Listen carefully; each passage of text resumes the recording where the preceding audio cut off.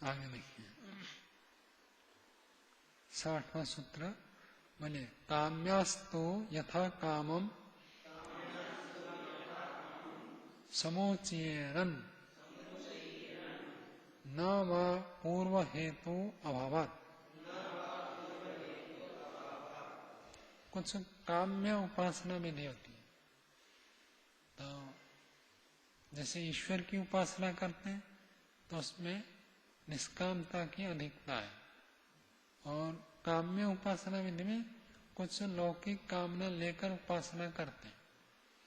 दो प्रकार कर सकते हैं ना। गायत्री मंत्र से ही एक व्यक्ति प्रार्थना करता है मुझे ऐसी बुद्धि दीजिए मैं अधिक से अधिक धन कमाऊं, और एक व्यक्ति ऐसे उपासना करता है मुझे ऐसी बुद्धि दीजिए मैं अधिक से अधिक आध्यात्मिक उन्नति कर सकूं, विवेक वैराग्य ये सब प्राप्त हो, ये भी प्रार्थना कर सकता है।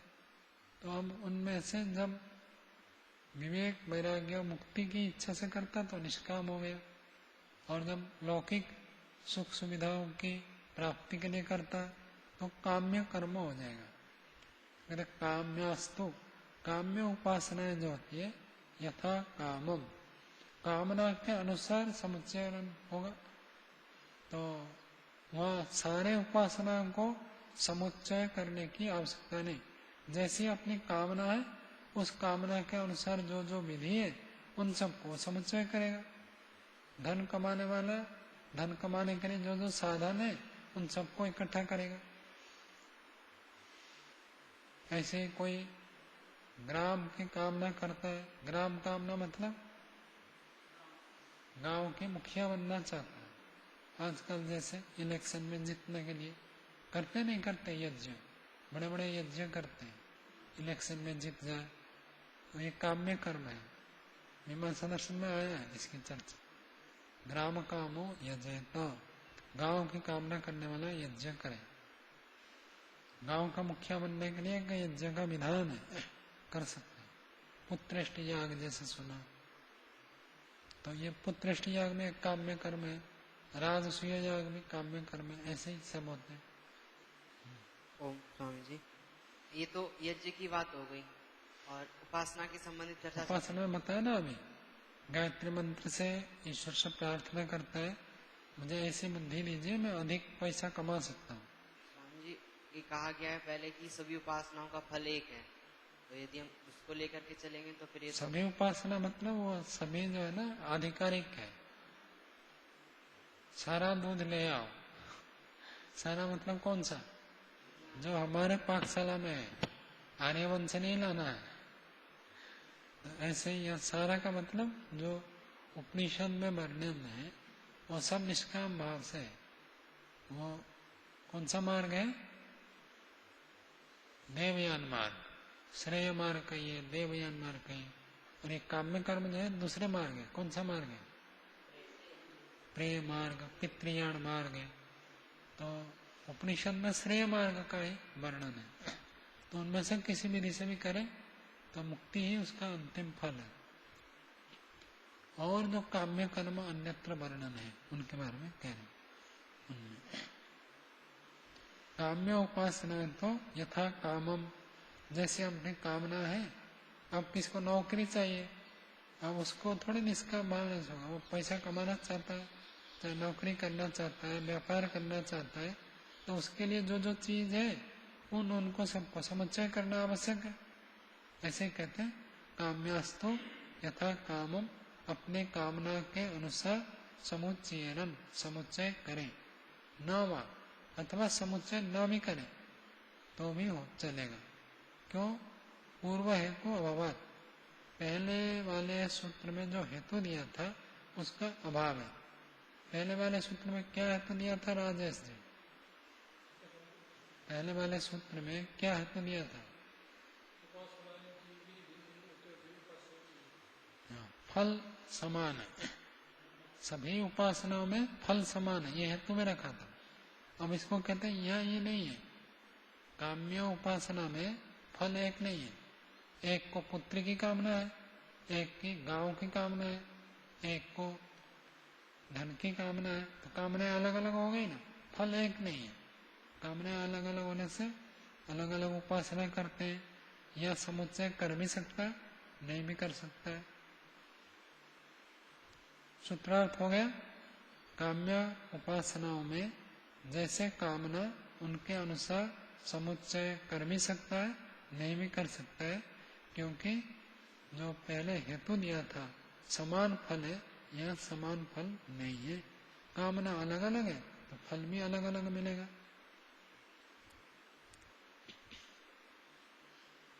कोई व्याकरण पढ़ता है, कोई दर्शन पढ़ता है, कोई अन्य शास्त्रों को पढ़ता है, वेद पढ़ता है, आयुर्वेद पढ़ते हैं, तो सबकी कामना अलग अलग है, सब अलग अलग की उपासना करते हैं, तो फल भी अलग अलग आएगा। कामना जैसे वैसे। और जो निष्काम करते हैं तो सबका फल एक। कौन सा? मोक्ष, मुक्ति, ब्रह्म साक्षात्कार एक ही बात। भाष्य देखिए, काम्याः तु याः खलु काम्याः लौकिक कामना फलाः उपासनाः तास्तु यथा कामम समुच्चयन नाम यथेष्टम समुच्चयन नाम। कहते जो कामना वाले उपासना है, उपासना का विशेषण है। काम्याः उपासनाः, कैसी उपासना? सकाम उपासना, किसी कामना से उपासना करते हैं। लौकिक कामना फला, लौकिक कामना रूपी फल जिस उपासना में है उस उपासना को कहेंगे लौकिक कामना फला उपासना। तास्तु, उन उपासनाओं को तो यथेष्टम समुच्चयन नाम, अपनी इच्छा है, इच्छा है तो चाहे समुच्चय करे अथवा समुच्चय न करे। तासाम समुच्चयेन वा पृथक पृथक वा अनुष्ठानम कर्तुम शक्यते, उनका समुच्चय करके कर सकते हैं अथवा अलग अलग अनुष्ठान कर सकते हैं। आपकी इच्छा है, कामना है जैसे है वैसे उनका समुच्चय भी हो सकता है और बिना समुच्चय करके अलग अलग भी कर सकते हैं। कुतः पूर्व हेतु अभावत, पूर्व हेतु अविशिष्ट फलस्य ब्रह्म साक्षात्कारस्य अभावत। पहले जो हेतु दिया था कि अविशिष्ट फल, अविशिष्ट फल समान फल, समान फल क्या था? ब्रह्म एक साक्षात्कार, एक ही ब्रह्म का साक्षात्कार उनका फल था, उसका यह अभाव है। ताह काम्याः तद्यथा, वो जो कामना है जैसे स य एतद् एवं वायुं दिशा मत्सम मेन न पुत्र रोदम रोदिति। कहते जो ऐसे इसको समझ जाता है, जान जाता है, एतद् एवं, इसको इस प्रकार जानता है, वायु दिशा वत्सम मेन, वायु को जानता है, दिशा को जानता है, वत्स संतान को जानता है, न पुत्र रोदम रोदती, बेटों के लिए वो कभी रोता नहीं है, अर्थात उसको रोना नहीं पड़ता है, वो ठीक ठीक जानता है, उनकी उपासना करता है, उपासना करता उनका देखभाल करता है, सुरक्षा करता है, उनका पालन लालन ठीक ठीक करता है, ज्ञान हो गया तो वो कभी रोता नहीं है। जब तक वो जीवित रहता है उसके पुत्र आदि भी सब जीवित रहते हैं, पुत्र के अभाव से रोना नहीं पड़ता है उसको कभी। स यो नाम ब्रह्म इति उपास्ते यावन् नाम्नो गतम तत्र अस्य यथा कामचारो भवति। स यो नामो ब्रह्म इति उपासते, नाम कोई जो ब्रह्म मानकर उपासना करता है। कहाँ का प्रकरण है ये? छांदोग्य उपनिषद में सनत कुमार जी के पास नारद जी आए और कहे मैं 18 विद्याओं को पढ़कर आया हूं, तो फिर भी मैं शोक कर रहा हूं,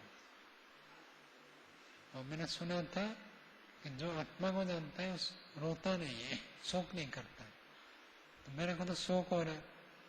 तो नारद जी को सनत कुमार जी ने उपदेश दिया, आपने ये सब जो जाना ये सब क्या है? नाम है। नाम मतलब शब्द। स्वामी जी आज सुबह कह रहे थे शाब्दिक रूप से जानना, मतलब नाम, शब्दों को नाम कहते ना, कहते स यो नाम ब्रह्म इति उपासते, जो नाम को ब्रह्म मानकर उपासना करता है, मतलब इन शाब्दिक विद्या को, शाब्दिक ज्ञान को ही जो ब्रह्म महान श्रेष्ठ मानकर उपासना करता है, यावत नामो गतम, क्या अर्थ है भाई अभिषेक जी, यावत नामना गतम तत्र से यथा कामचारो भवति।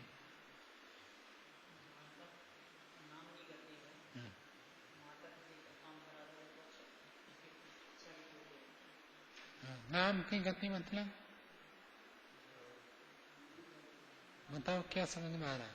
जहां तक नाम की गति है वहां तक उसका कामचार होता है।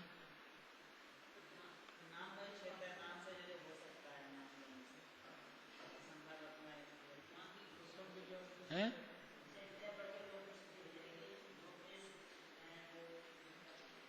जिनको नाम की आवश्यकता है, कुछ लोग इसको भी नहीं जानते है ना, ये नाम को भी तो नहीं जानते, तो उनको यदि इसको पढ़ने की इच्छा है तो आप जाकर पढ़ा सकते हैं, और पढ़ाएंगे तो आपको मान सम्मान भी मिलेगा, धन संपत्ति भी मिलेगा। तो नाम की जहां तक गति है, गति मतलब प्राप्ति, वहां तक वो पहुंच जाएगा। बहुत सारे लोग ऐसे प्रश्न पूछते हैं ना, तो उनको उत्तर दे देते तो बहुत खुश हो जाते हैं, धन्यवाद करते हैं, कृतज्ञता प्रकट करते हैं, और भी धन संपत्ति भी देते हैं। तो नाम की जहां तक गति है वहां तक उसकी गति हो जाती है। तो ये क्या है? काम्य उपासना हो गई, नाम की गति बताई।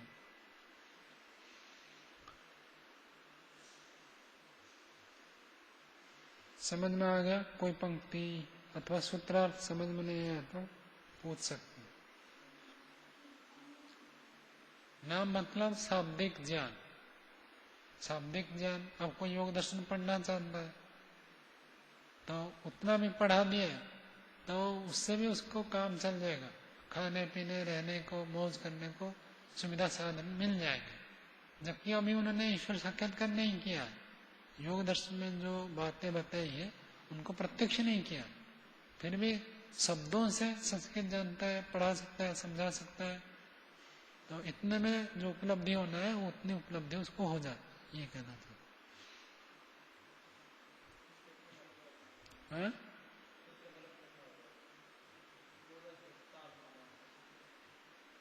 और वो हेतु अभाव, हाँ, अधिक छप गया है सूत्र में। हेत्व, त्वा में जो आकार है उस आकार को काट दीजिए, हेत्व भाव।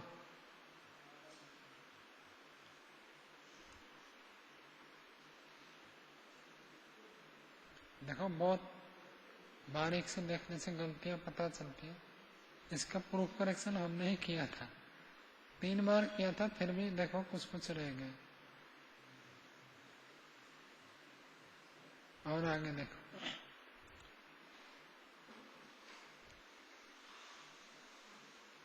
भाष्य देखिए, भूमिका देखिए 61वें सूत्र की भूमिका।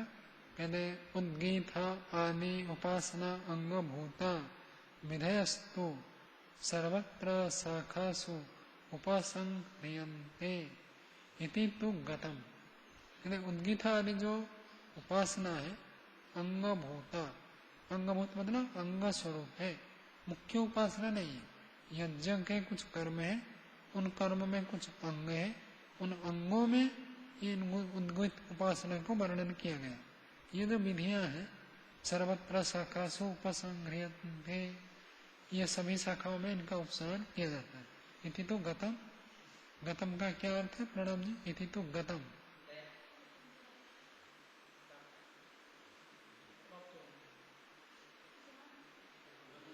इति तो गतम, इति तो गतम, इति तो गतम, गतम का क्या? ऐसे जाना गया, इतना तो पता चल गया, ज्ञान हो गया।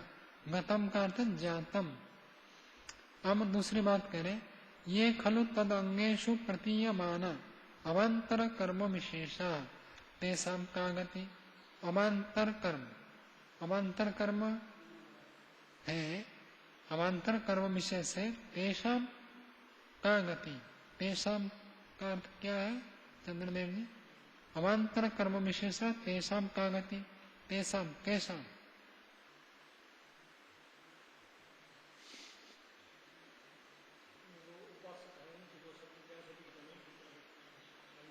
प्रश्न समझ में आ गया?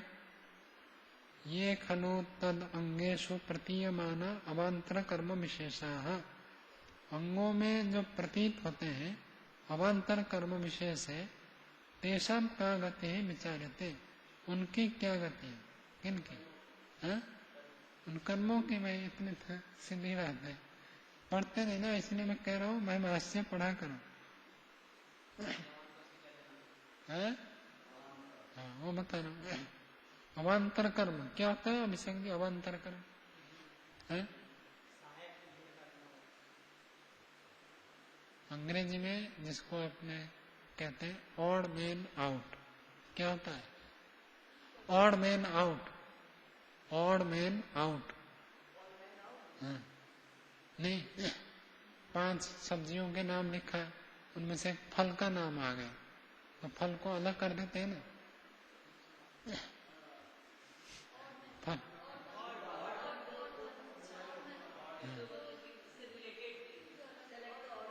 हाँ, जो थोड़ा सा हटके है, जो अन्यों से हटकर है, तो उसको अलग करते हैं, तो इसी का नाम होता है अवांतर कर्म। नहीं, भिन्नता, जो अन्य सभी से भिन्न है, जो अन्य सभी से भिन्न है, तो उनको कहेंगे अवांतर कर्म। तो अवांतर कर्म मतलब थोड़ा भिन्न कर्म, थोड़ा सा हटकर। यज्ञ में क्या होता है? यज्ञ में क्या करते हैं? आहुति देते हैं, ये मुख्य कर्म है उसका। तो घी की आहुति देते हैं, साकल्य की आहुति देते हैं, और भी जो आहुतियां देते हैं वो सब हो गया मुख्य कर्म। इन वहां बैठ कर कहेंगे थोड़ा ध्यान करो, ये कौन सा कर्म होगा? अवांतर कर्म हो गया। ऐसे ही भोजन के समय बैठे सब ये खा रहे हैं, वो खा रहे हैं, वो सब ठीक है, और अवांतर कर्म क्या हो जाएगा उसमें? नहीं, पढ़ने का वो विधान नहीं है, मतलब निषेध कर्म में आएगा। अवांतर कर्म होता है, लेकिन उससे थोड़ा हटके होता है। गले में लग गया तो थोड़ा पानी पी लिया, सामान्य रूप से निषेध है, खाते समय जल का निषेध है, लेकिन गले में कुछ अटक जाए तो पानी साथ में रखते हैं, पानी ले लिया। अथवा किसी ने आपको, जैसे आपके पास नमक की डिब्बी है, तो आप नमक की डिब्बी किसी ने मांगा तो आपने दे दिया उसको, ये अवांतर कर्म है, भोजन का अंग नहीं है, ये सीधा सीधा भोजन का ये भाग नहीं है। समझ में आया अवांतर कर्म? या और उदाहरण बताओ, हो गए? बहुत सारे काम करते हैं हम रोज के दिनचर्या में, आप लोग बहुत सारे काम करते हैं। अब किसी दिन कोई अलग काम आ गया, कोई पेड़ गिर गया, और लकड़ी तो रोज काटते नहीं, इन पेड़ रास्ते में गिर गया और कर्मचारी नहीं है, तो आप लोगों को जाकर काटना पड़ रहा है, तो अन्य कर्मों से ये थोड़ा हटके हो गया, तो इसको कहेंगे अवांतर कर्म। ठीक है, बहुत है। चलो, तो कहते हैं अंगेशु प्रतीयमान अवांतर कर्म। अंग क्या होता है? मुख्य कर्म के जो सहायक कर्म होते हैं उनको अंग कर्म कहते हैं। मुख्य कर्म और अंग कर्म कल बताया था, कौन बता सकते हैं? मुख्य कर्म और अंग कर्म, जो जिसका प्रधान है वो मुख्य कर्म होता है। जैसे आपको उदाहरण दिया था, वेदारंभ संस्कार में कुछ आहुतियां उसी संस्कार में ही पड़े, अन्य संस्कार में नहीं है। वो कौन से होंगे? मुख्य प्रधान आहुति कहो, मुख्य कर्म कहो, मुख्य यज्ञ, वही हो गया। और गौण कौन सा होगा वैश्वरन जी? बताओ कौन सा? जैसे अभी तो वेदारंभ संस्कार हुआ था, कौन? हाँ, गायत्री मंत्र से आहुति दे दिया, दैनिक मंत्र से आहुति दे दिया, ये सब उसमें मुख्य नहीं, अंग कर्म माना जाएंगे। भाग नहीं हो, तो प्रार्थना हो गई ना, वो एक अलग से प्रार्थना है। हाँ, यज्ञ से संबंधित प्रार्थना यज्ञ से कैसे लाभ हो उससे संबंधित होने से प्रार्थना, यज्ञ प्रार्थना। याग जो कर्म है वो तो जब आपने अग्न्याधान किया वहां से लेकर सर्वम मय पूर्ण स्वाहा तक, बस उसके बाद समाप्त हो जाता है, उसके बाद और आगे किसी का नहीं। आचमन, अंग स्पर्श ये सब उसके अंग माने जाएंगे हैं? वो सब अंग कर्म हो गए, उसका मुख्य नहीं है। जो केवल उसी में होता है, अन्य में नहीं होता है, वो उसका मुख्य कर्म है, प्रधान। बाकी सब अंग कर्म। तो कहते ये जो अंगों में प्रतीयमान अवान्तर कर्म, अंग कर्म तो हो गए, वो भी याद से संबंधित है, लेकिन उसके अंतर्गत कुछ अवान्तर कर्म आ गए। अब उनकी क्या गति होती है तो उसके बारे में बताते हैं। 61वां सूत्र बोलिए, अंगेषु यथाश्रय भाव,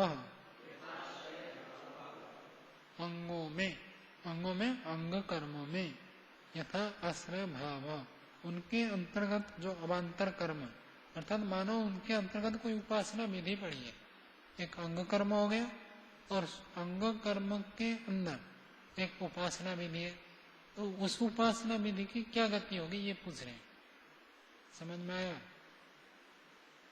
क्योंकि उस विषय से इतना प्रयोग नहीं है ना, इसलिए थोड़ा जटिल लगता होगा आपको। मुख्य एक यज्ञ हो गया, उसके अंतर्गत एक अंग कर्म हो गया, अंग याग हो गया, और उस अंग याग में उसमें एक उपासना विधि है, तो उस उपासना विधि की क्या करें, उपसहार, व्यतिहार, समुच्चय करें न करें, ये प्रश्न उठ रहा था। तो उसका उत्तर दे रहे, अंगों में जो उपासना विधि है यथा आश्रय भाव, उनका आश्रय जैसे है वैसे होगा। वो अंग यदि कहीं पर जाए तो ये भी वहां पर जाएंगे। अंग कर्म समझ में आया? और अंगों के अंतर्गत तो एक उपासना विधि है, वो उपासना विधि समुच्चय, उसका समुच्चय करे या न करे, लेकिन यदि वो अंग कर्म यदि कहीं पर और प्राप्त है तो वह ये भी जाकर पहुंचेंगे। समझ में? इसको आप ऐसे समझिए जैसे बड़े बड़े प्रचारक होते हैं, सन्यासी होते हैं, तो वो अपने पास कुछ सहायक रखते हैं। ऐसे ही हमारे जो कमलेश कुमार शास्त्री जी आते हैं ना, वो आजकल इतना कर नहीं पाते, सब लोग उनको ही बुलाते हैं, तो अपना सहायक रखते हैं, कोई बुलाता तो उसको भेज देते हैं। अब ऐसी स्थिति में तो ये तो मैं आपको उदाहरण के लिए बता रहा हूँ, बड़े आदमी कोई जाए तो उसका सहायक भी साथ में जाएगा। कहीं पर कल्पना करो वो स्वयं जाते हैं तो साथ में उनका सहायक भी जाएगा, सारा देख रेख करेगा, व्यवस्था करेगा, प्रबंध करेगा, उसके लिए सहायक पहुंच जाते हैं वहां पर। तो ऐसे जो अंग विधि में अंग कर्म है उसके अंतर्गत जो उपासना विधि है, तो उस अंग कर्म यदि कहीं प्राप्त है पूरे अंग को, और कहीं पर कहा कि यह भी ऐसे ही करना, जैसे आपने देखा होगा वेदाराम संस्कार कह दिया, जैसे उपनयन में किया था ऐसे यह भी करो, जैसे उपनयन में वस्त्रदान किया था ऐसे यह भी करो। कई मंत्र ऐसे समान है, तो जैसे वहां का अंग कार्य यह प्राप्त हो गया, तो उसके अंतर्गत जो विधि है, छोटी छोटी विधियां, वो भी यहाँ प्राप्त हो जाएंगे। आया समझ में? क्या? हाँ ना? नहीं है? आपको समझ में आ गया? प्रणाम जी।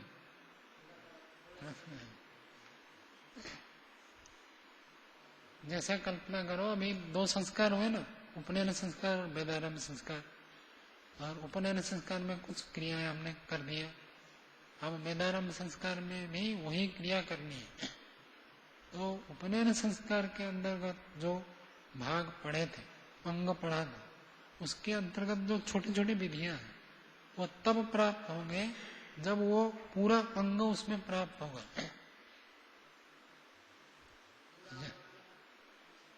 अंग एक कर्म हो गया, उस कर्म के सारी विधियां, कल्पना करो वस्त्र धारण है, और वस्त्र में उसको कटी वस्त्र भी देते हैं, अंत वस्त्र भी देते हैं, कौपिन देते हैं, तो उत्तर ये भी देते हैं, 3 वस्त्र देते हैं, और इन वस्त्रों को कैसे देना है, दाहिने हाथ में देना, बाएं हाथ में देना, ये सब उसके अवान्तर विधि है।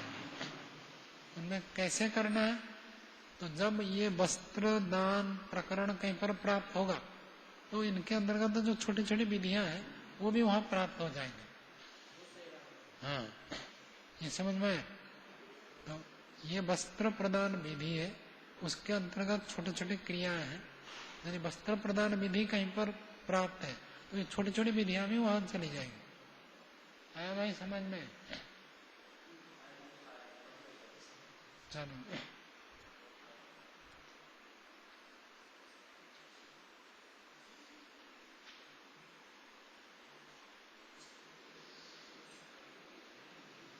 जैसे कोई अतिथि आए, अतिथि को दूध पिलाना है, तो दूध के साथ साथ क्या देते हैं? राजेश, अतिथि को दूध पिलाना है, विशिष्ट अतिथि है, तो दूध के साथ और क्या क्या चीज लेकर दोगे? चंद्रदेव नहीं, एक व्यक्ति बताओ। मीठा देंगे और हल्दी दे सकते हैं। कभी कई लोगों को दूध के साथ हल्दी देने का अभ्यास है, तो हल्दी भी देना, और सूंठी, ड्राई फ्रूट्स भी दे सकते हैं, वो भी देते हैं। तो यदि दूध प्रदान करने का, दूध पिलाने की विधि प्राप्त है तो उसके अंतर्गत जितने भी चीजें हैं वो सब वहां पर प्राप्त हो जाएंगे। जो जो यहाँ प्राप्त है वो सब यहाँ में प्राप्त हो जाएंगे। ठीक है, चलो, यही 61वें सूत्र में बताया। अंगेषु उद्गीतादि उपासना अंग भूतेषु विधिषु ये प्रतीयमान अवान्तर कर्म विशेष तेषां यथा आश्रय भाव स्यात्। उद्गीत आदि उपासना जो है, उद्गीत उपासना एक अंग कर्म में पड़ा है। बड़ा याग हो गया, उसका एक अंग कर्म है, और उस अंग के अंतर्गत उद्गीत उपासना है। तो उस उद्गीत उपासना का अंगभूत विधियों में जो प्रतीत होता है उन अवान्तर कर्म विशेष है, तेषां यथाश्रय भाव स्यात्, तो उनका यथा आश्रय भाव, मुख्य अंग कर्म, मुख्य कर्म के साथ अंग कर्म होते हैं, और अंग के अंतर्गत ये विधियां हैं, तो ये विधियां वहीं जाएगी जहां पर ये अंग कर्म में प्राप्त हो जाए। यस्य यस्य ही अवान्तर कर्म विशेष, अवान्तर कर्म विशेषस्य यो यो ही आश्रय विधि तद विधि अनुसारणे तस्य गतिरिति विज्ञेयम्। कहते जिस जिसका अवान्तर कर्म विशेष का जो जो आश्रय विधि है, अवान्तर कर्म हो गया, उसके अंतर्गत कोई विधि है तो वो विधि उसके अनुसार ही गति करेगी। मालिक जाएगा तो साथ में ड्राइवर भी जाएगा, साथ में नौकर भी जाएगा। तो अंग कर्म यदि प्राप्त होगा तो उसके अंतर्गत सारी विधियां प्राप्त हो जाएगी।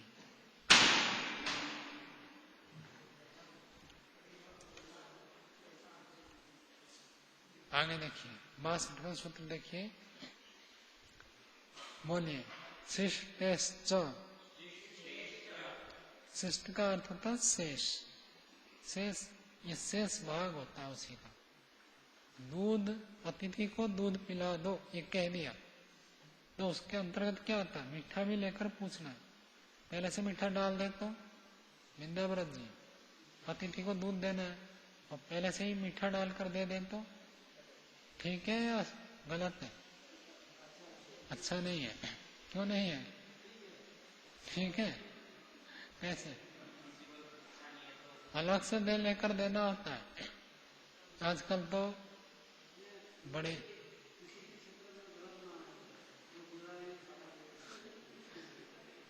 बड़े क्षेत्र में, बड़े बड़े होटल में आजकल चाय के साथ, चाय में वो चीनी डालते नहीं, अलग से चीनी का पैकेट रखा रहता है। आपको डालना है तो स्वयं डाल सकते हैं, अधिक ले कम ले ऐसे सब रखे, छोटे छोटे पैकेट होते हैं चीनी के। हाँ हाँ वो तो उसको डालना चाहता, फाड़ लिया डाल दिया, और चीनी हमारे यहाँ बूरा जैसे इतने पतले पतले होते हैं, डालते ही वो घुल मिल जाएंगे। तो पहले से डाल दोगे, कोई नहीं खाता, तो ये उसका शिष्ट भाग है। दूध पिलाना है तो साथ में क्या देना है, चीनी, सूंठी, ये सब साथ में तैयार करके देना है, वो उसका ही भाग है, शेष भाग है। देखो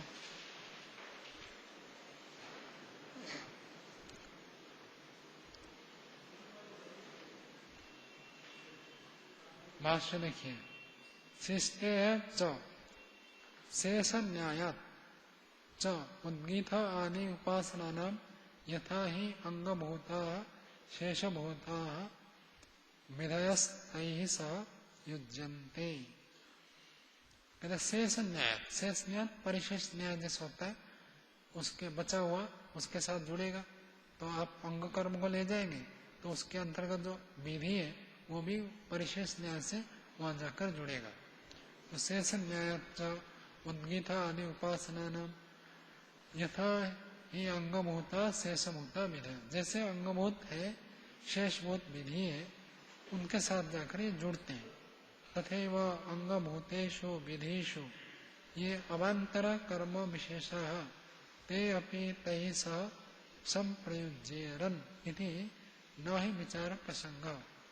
कहते यदि वो कर्म वहां पर जाएगा तो कर्म के साथ साथ उसके अंतर्गत जो विधि है वो भी वहां पहुंच जाएगा, इसमें तो विचार करने की कोई बात ही नहीं है। अंगभूत कर्म जाएगा तो उसके अंतर्गत जो विधि है वो भी वहां पर जाकर प्राप्त हो जाएगा। आगे देखिए, सूत्र बोलिए, समाहारात, समाहार, सम आ हर, तो समपूर्वक आंग पूर्वक हरि धातु से हार बनाया, सम्यक रूप से आहरण करने से। तो अन्य जगह से यहाँ ले आते हैं तो इससे पता चलता है समुच्चय भी हो सकता है। कैसे हो सकता है उसके बारे में भाष्यकार बताते हैं। देखिए, समाहरणात् अथ खलु य उद्गीत स प्रणव, य प्रणव स उद्गीत इति होत्रिसदनात् ह एव अपि नुरुद्गीतम अनुसमाहरति। छांदोग्योपनिषद का वचन है। पहले वहां पर उद्गीत के बारे में बताया, प्रणव के बारे में बताया, और उद्गीत और प्रणव को बताने के बाद कहते जो उद्गीत है वही प्रणव है और जो प्रणव है वही उद्गीत है। ऐसे ही होत्री सदनात्, सदन कहते हैं बैठने का स्थान, जैसे ये आसन बैठने का स्थान है, तो यज्ञ में सबके अलग अलग स्थान होते हैं। होता अलग जगह पर बैठेगा, अध्वर्यु अलग जगह बैठेगा, उद्गाता अलग जगह पर बैठेगा। तो होता जो बैठने का स्थान है उसको कहते हैं होत्री सदन।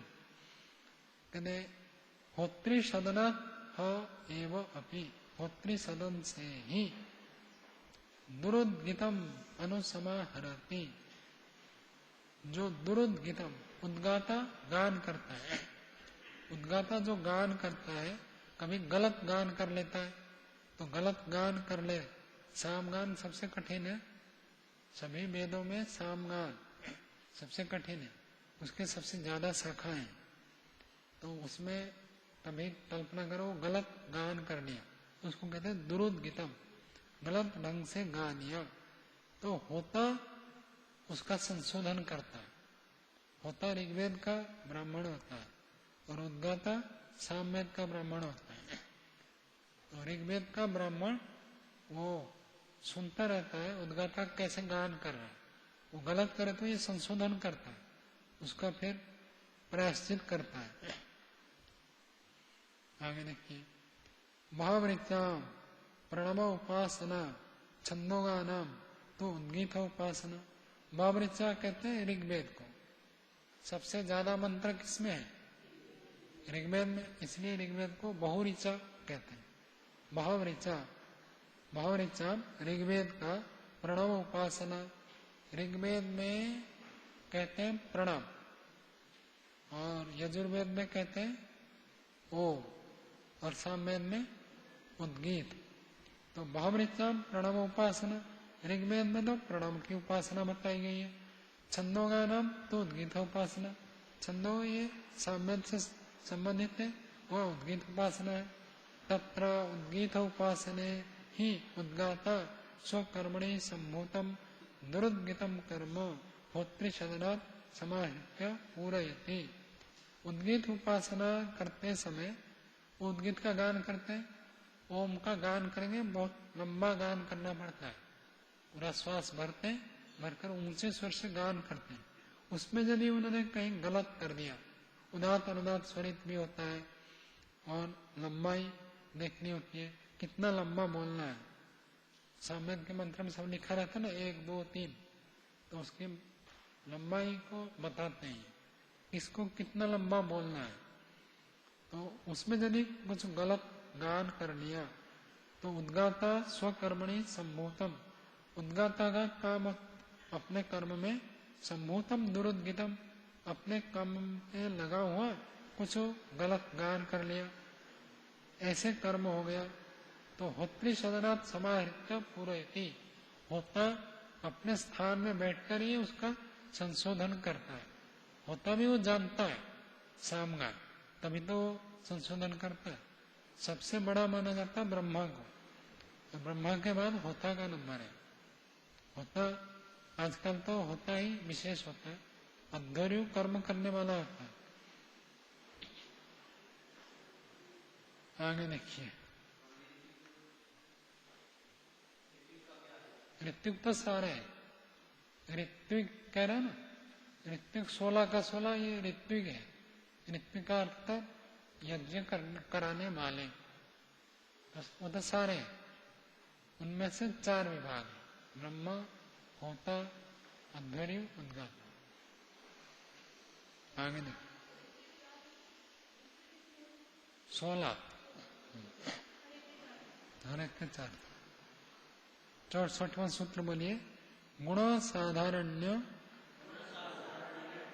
श्रुतेश्च, ना गुणों का साधारण सामान्यता है, जैसे सामान्य है ऐसे साधारण है। गुण का अर्थ था उसमें धर्म, तो कैसे पता चलता है? इन सब का समुच्चय करना है, समाहार करना है, कैसे पता चलता है? कहते गुणों का साधारणता है, उनमें सभी में एक गुण है। क्या गुण है वो देखो बता रहे हैं भाष्यकार, श्रुतेश्च, ऐसे ही श्रुति में मिलता है। भाष्य देखिए, गुण साधारण्य श्रुते है च उद्गीतादि उपासना अंगभूतानां विधीनां गुण साधारण्यम धर्म सामान्यम श्रूयते। उद्गीत आदि जो उपासना है वो अंग में पड़े हुए, अंग कर्म के अंतर्गत ये उद्गीत उपासना है। तो इन विधियों का गुण साधारण्यम, उसको खोल दिया, धर्म सामान्यम, कुछ धर्म समान है।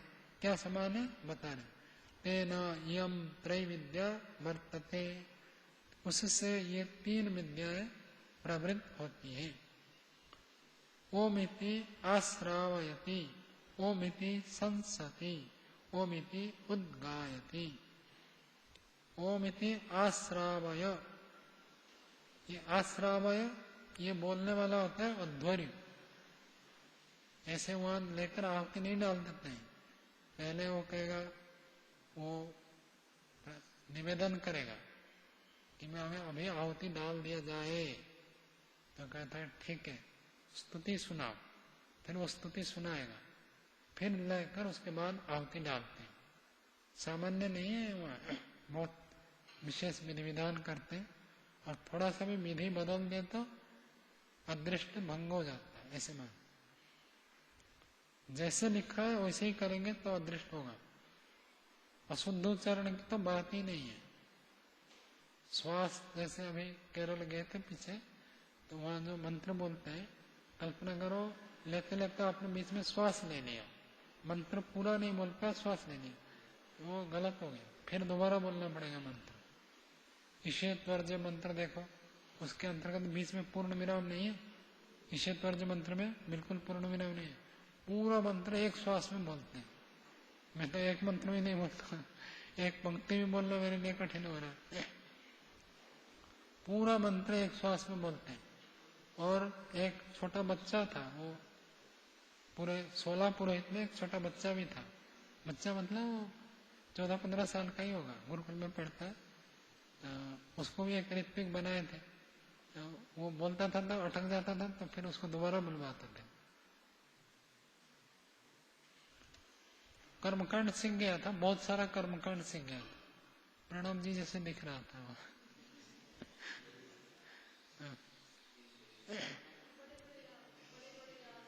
बड़े बड़े याद 10 दिन के होते हैं, कम से कम उनके 7-8 दिन का होता है। एक याद है तो 7-8 दिन का होता है। प्रयाग, अनुयाद, आगे पीछे सब मिलाकर कुल 7-8 दिन में होते हैं। प्राय करके 10 दिन मला ही करते हैं, 10, 11, 12 ऐसे चलता है। तो उनमें ऐसे करते हैं। तो पहले वो श्रावय, ये जो आहुति वाला है ये अध्वर्यु का होता है। फिर कहते हैं संसति, संसति का अर्थ प्रशंसा, स्तुति। स्तुति कौन करेगा? होता। ऋग्वेद में स्तुति है तो ऋग्वेद का संसति। ओमिति उद्गायति, उद्गाता, उद्गान करेगा सामवेद का। तो ओम कहकर ही वो आश्रवयति, ये जब जो आहुति प्रेषण करता है वो ओम कहकर करता है। होता जब संसन करता है, स्तुति करता है, ओम कहकर करता है। उद्गाता जब सामगान करता है, ओम कहकर करता है। तो ये सब में समान है। तस्मात् अवांतर कर्म विशेषाणाम अपनी स्व आश्रय भूतानाम इव गति ही स्यात्। जैसे अवांतर कर्म विशेषों की गति है वो अपने आश्रयभूत के अनुसार ही होगा। तो दोनों सभी उपासना में समान पड़े तो ये जहां जहां आश्रय कर्म जाएगा वहां पर ये भी जाकर पहुंच जाएंगे। 65वां सूत्र देखिए, बोलिए।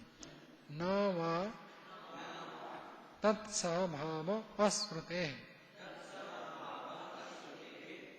न वा अथवा, अथवा करके कहते हैं तत्सभाव, उनके स्वभाव का अश्रुति होने से। तो कर्म के साथ उपासना का स्वभाव नहीं है। कर्म जाएगा तो उपासना में साथ साथ जाएगी, कर्म न जाए तो उपासना नहीं जाएगी। कर्म को छोड़कर केवल उपासना को दूसरी जगह ले जा, ऐसे नहीं हो सकता। न वा च अर्थे वाकार, सूत्र में जो वाह पढ़ा है च के अर्थ में ऐसे ब्रह्म मुनि जी कहना चाहते हैं।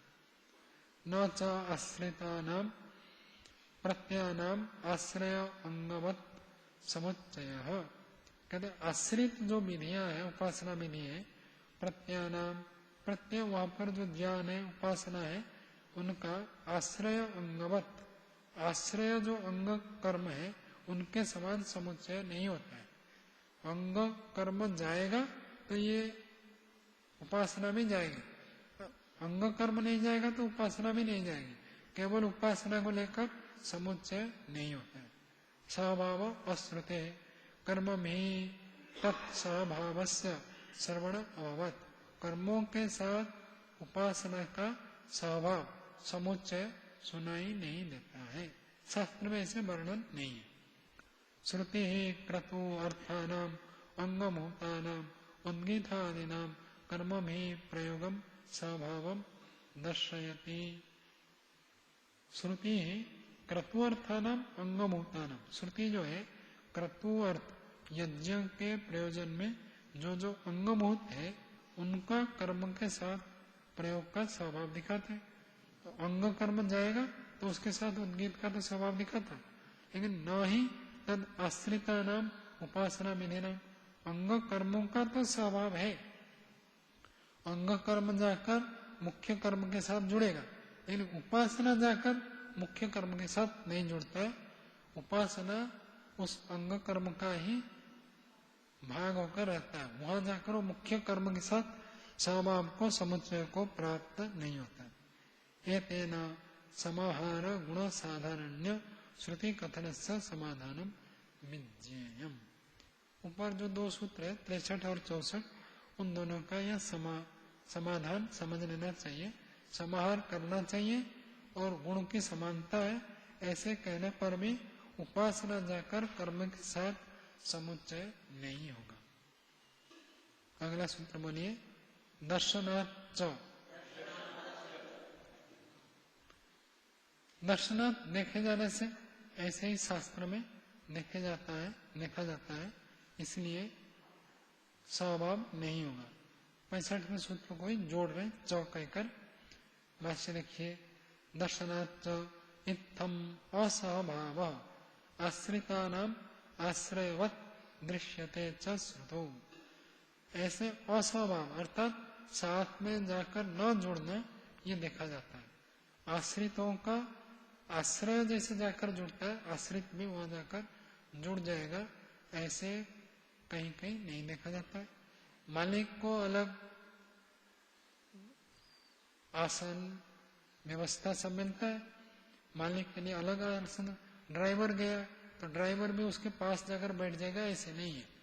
ड्राइवर साथ साथ तो जाएगा, लेकिन मालिक के लिए जैसे सुविधा है वैसे सुविधा ड्राइवर को नहीं मिलेगी। ड्राइवर के लिए अलग व्यवस्था रहती है। तो ड्राइवर सेवक सब उनके साथ जाएंगे, लेकिन वो उसके मुख्य का भाग नहीं बनेंगे।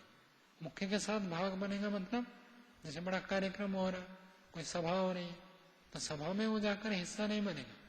जाएगा ड्राइवर साथ में, लेकिन मुख्य सभा में वो हिस्सेदारी नहीं बन सकता। वो केवल जाएगा साथ में। उसी बात को कह रहे, इत्थम असभाव, स्वभाव न होना, आश्रिता नाम आश्रयवत।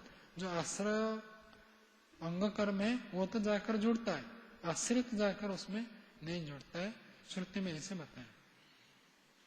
एवं मिद वै ब्रह्म यज्ञम यजमानम सर्वस्थ ऋत्युजो अभिरक्षति। वह ऐसे प्रकरण है, एवं मिद हाँ, ऐसे जो जानने वाला, एवं मिद ऐसे जानने वाला ज्ञाता वही ब्रह्मा को सबसे बड़ा ज्ञाता माना जाता है। जो यज्ञ में 16 पुरोहित होंगे, ब्रह्मा सबसे बुद्धिमान और सबसे अधिक पंडित, ऐसे शास्त्र में बताया गया। कोई भी व्यक्ति न आए तो उनका कर्म ये जानता है। और हर व्यक्ति 16 में से ब्रह्मा को छोड़ देने से बाकी 15 पुरोहित जो कर्म करेंगे, उन सभी 15 का कर्म को ये ठीक जानता है। कोई भी गड़बड़ करे तो बताएगा कि आपने ये गलत किए, गलत कर्म किया, ठीक करो। और यदि सब ठीक ठाक कर रहे हैं तो ब्रह्मा चुपचाप बैठा रहता है, कुछ बोलता नहीं, खाली बैठा रहता है, देखता रहता है।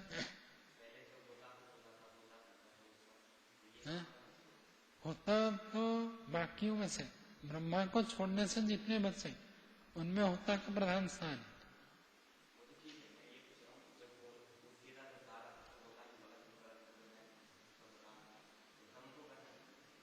ब्रह्मा के लिए ज्यादा काम हो जाएगा ना, बहुत होता के लिए ये भी निश्चित करके रख दिया गया कि उद्गाता गाएगा, उसमें यदि गान में त्रुटि हो जाए तो होता उसको कर देगा, होता ना करे तो फिर ये बताएगा। जैसे यहाँ यज्ञ में बहुत सारे यजमान बैठते हैं, अब वो आचमन के लिए कोई बाएं हाथ से पानी ले लिया, तो बताने का काम किसका है? संचालक का। संचालक ना बताए तो फिर आचार्य जी देखते हैं, आचार्य जी बताए। आचार्य जी ऐसे नहीं बोलेंगे, पहला काम किसका है? संचालक का। संचालक नहीं बता रहा तब ये बताएंगे, ऐसे ही।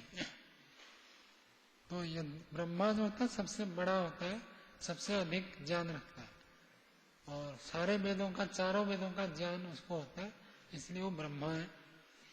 लेकिन आजकल ऐसे नहीं करते, क्योंकि ब्रह्मा का कोई ज्यादा काम होता नहीं, तो जो कम जानता है उसको भी बिठा देते हैं ब्रह्मा करके। आयु में थोड़ी बड़ी हो तो उसको बिठा देते हैं ब्रह्मा करके, वो खाली बैठा रहता है। होना चाहिए सबसे जो बड़ा विद्वान है वो ब्रह्मा होना चाहिए। अध्वर्यु बहुत सक्रिय रहता है, आराम से अंत तक जितने भागा दौड़ी है सब अध्वर्यु को करना पड़ता है। यहाँ बैठेगा, यहाँ से आहुति लेगा, वहां डालेगा, वहां से आएगा, सारी क्रियाएं जो अध्वर्यु करता है। होता और उद्गाता तो गान करते हैं, ये ऋग्वेद गान करता है, वो सामवेद गान करता है। अध्वर्यु ज्यादा परिश्रम करता है, तो अध्वर्यु को ज्यादा महत्व देते हैं। लेकिन शास्त्र के विधान के अनुसार ब्रह्मा सबसे ऊंचा, और कोई ना मिले तो साधारण व्यक्ति को भी आज ब्रह्मा बना देते हैं। तो इसलिए एवं विद्धा वही ब्रह्मा यज्ञम यजमानम सर्वस्त्र ऋत्युजो अभिरक्षति। सभी ऋत्युजों का ये अभिरक्षण करता है। कोई भी ऋत्विज गलत कर दे तो पाप तो लगेगा, तो उसको पाप से बचाने वाला कौन है? ब्रह्मा। ब्रह्मा सबसे श्रेष्ठ है। वो सब यजमान की भी रक्षा करता है, यज्ञ की भी रक्षा करता है, और सब ऋत्विजों की भी रक्षा करता है। इतना उसका दायित्व है। यज्ञ, यजमान और पुरोहित सबकी रक्षा करता है। यदि आश्रितानाम अपि प्रत्ययानाम आश्रयवत् सहभावः समुच्चयः उपसहनो वा स्यात् तदा एकेन ब्रह्मणा न अन्ये ऋत्विजः संरक्षः स्युः। कहते ब्रह्मा एक मुख्य हो गया, सबसे मुख्य हो गया, और उनके आश्रय में कितने रह गए? 15 हो गए। तो कुल जो 16 पुरोहित थे 4 वर्ग हो गए। ब्रह्मा के वर्ग में 4, और होता के वर्ग में 4, अंधेरे के वर्ग में 4, उद्गात के वर्ग में 4, 4 होते हैं। उनमें से ये 4 जो उनका नाम ये मुख्य है, और हर एक के नीचे कितने कितने? 3। तो उन सब के अंतर्गत वो उनके अंतर्गत रहते। अंधेरे के नीचे 3, उद्गाता के नीचे 3, होता के नीचे 3, और ब्रह्मा के नीचे भी 3। ऐसे सबके नीचे 3 रहते हैं। लेकिन ब्रह्मा सबकी रक्षा करता है।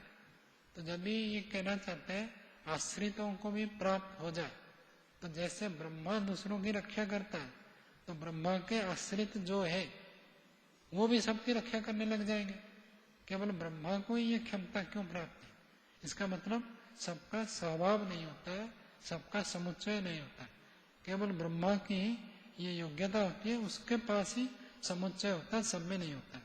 इस भाव को देखते हुए पंक्ति देखो, यदि आश्रिता नाम अपनी प्रत्ययानाम, आश्रितों को भी जो ज्ञान होता है उनमें भी आश्रय के समान स्वभाव हो जाए, समुच्चय हो जाए, तो उपसार यदि वहां भी कर दिया जाए, तद एकेन ब्रह्मणा न अन्य ऋत्विजो संरक्षुषु, यदि सबको समान प्राप्त हो जाए तो केवल ब्रह्मा के द्वारा ही अन्य ऋत्विज रक्षा क्यों होंगे?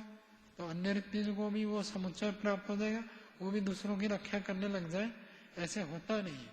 इसलिए एक को ही प्राप्त होगा, सबको प्राप्त नहीं होगा। समुच्चय नहीं होता है, ये दिखाना चाहते हैं। समुच्चय सहभावे उपसहने व सर्वे ही समाना संपद्येरन।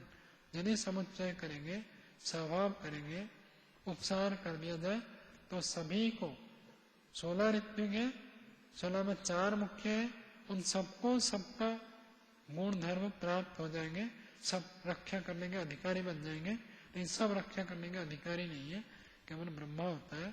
इससे पता चलता है वहां समुच्चय नहीं होता है। समुच्चय मानेंगे तो सबको समान मानना पड़ेगा, ब्रह्मा को आप विशेष नहीं मान सकते। लेकिन ब्रह्मा विशेष है, इसलिए समुच्चय नहीं होता। चलो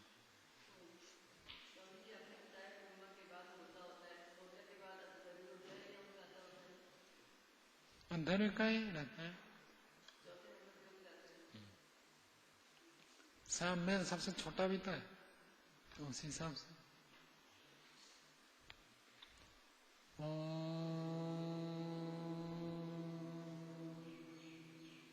शाम